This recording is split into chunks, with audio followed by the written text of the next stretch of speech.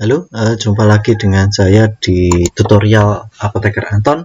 Kali ini kita akan belajar sesuai dengan judul video ini. Kita akan belajar tentang pivot table. Apa itu pivot table? Pivot table adalah fitur dari Excel yang bisa kita gunakan untuk melihat data kita dengan cara yang berbeda. Jadi nanti dengan pivot table ini kita bisa mengambil data dari satu worksheet, kemudian akan ditampilkan dengan cara yang berbeda. Ya, gampangnya untuk merangkum data, menyajikan data dengan cara yang lebih make sense gitu, agar interpretasi data kita lebih mudah gitu ya. Pivot table sebenarnya sangat berguna untuk jika kita memiliki data yang sangat banyak, misalnya sampai puluhan ribu, ratusan ribu begitu ya, baris data. Jadi pada umumnya karena kita biasanya menggunakan worksheet ini untuk membuat tabel begitu ya, berarti ada unsur kolom dan unsur baris. Biasanya kita tinggal mengisi baris-barisnya terus begitu ke bawah. Nah, kalau banyak, kadang-kadang kita akan kesusahan untuk membaca data tersebut atau membuat rangkuman data tersebut.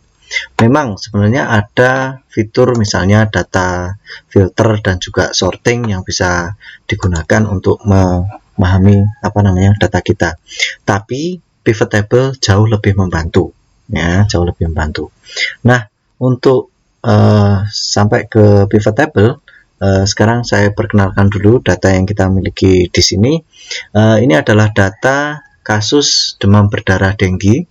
Tidak hanya jumlah total kasus ya, tapi juga ya, incidence rate per 100.000 population, kemudian people death ya, kematian, dan juga case fatality rate atau CFR berdasarkan berdasarkan provinsi di Indonesia, dan juga nanti ada jumlah nasionalnya di tahun 2015 sampai 2017. Nah, datanya sebenarnya kecil, berarti cuma ada baris datanya ada 34 provinsi tambah data nasional gitu ya, jadi relatif kecil.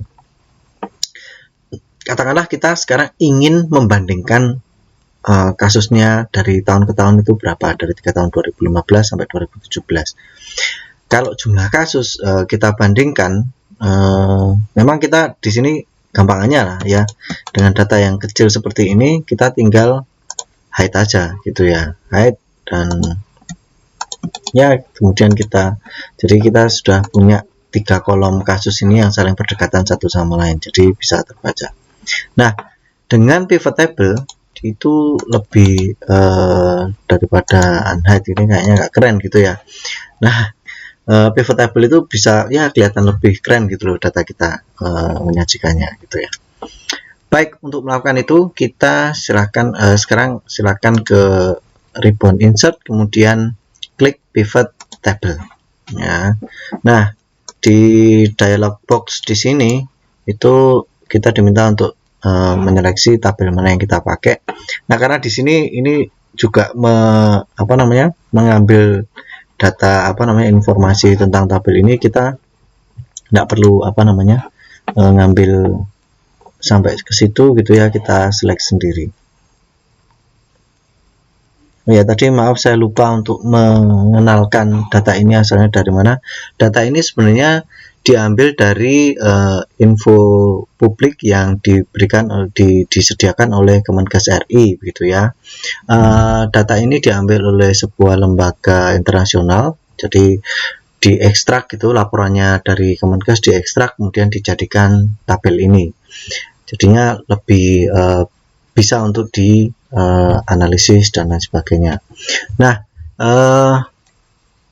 nanti alamat dari data ini ada di deskripsi dari video gitu ya. Oke, kita lanjut lagi.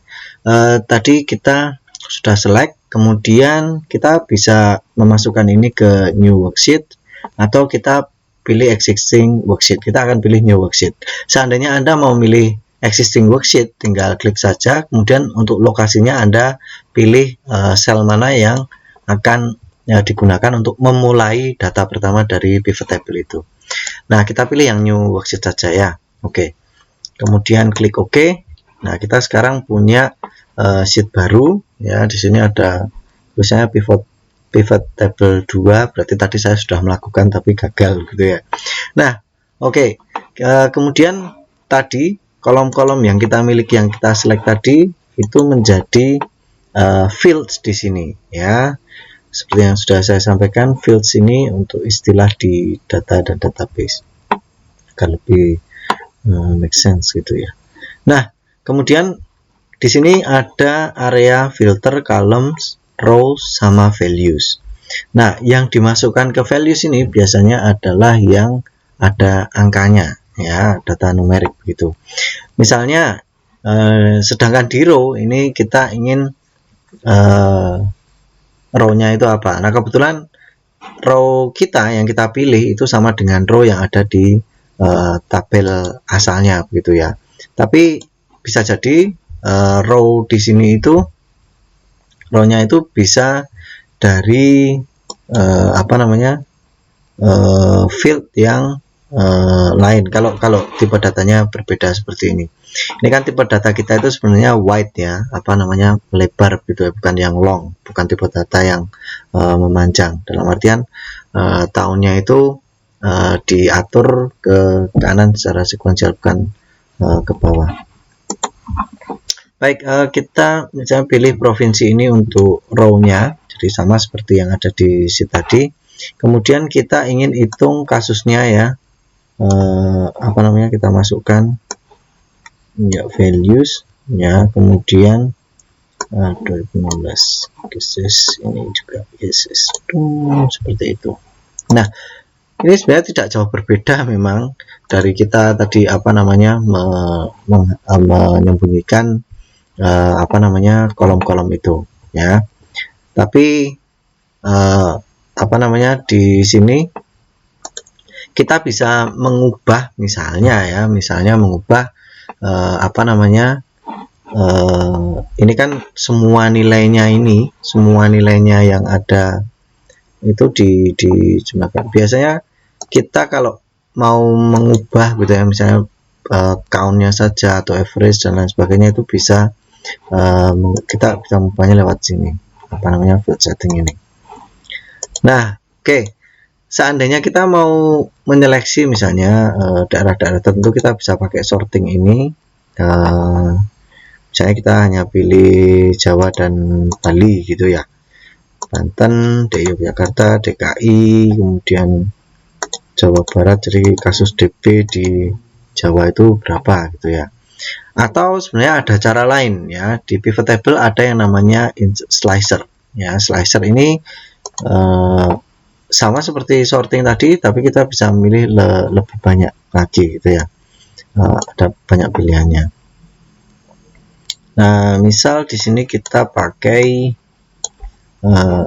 slicer provinsi tadi, yang ditampilkan di sini sama seperti yang otomatis di slide di sini. Jadi nyambung antara filtering di sini dengan slicer.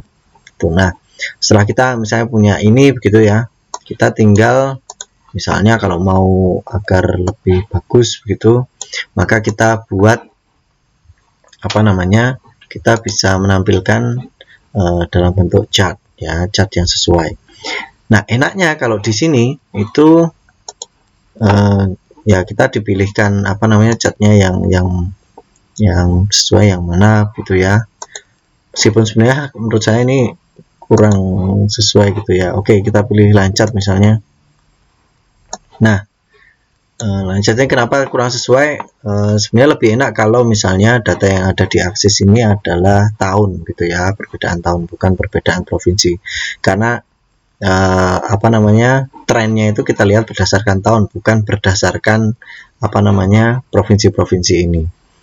Kalau seperti ini kita menggantinya dengan cara ke switch ini, switch saja langsung begini, kita langsung dapat ya, yang tadi jadi baris, yang dari baris jadi kolom, yang kolom jadi baris gitu ya.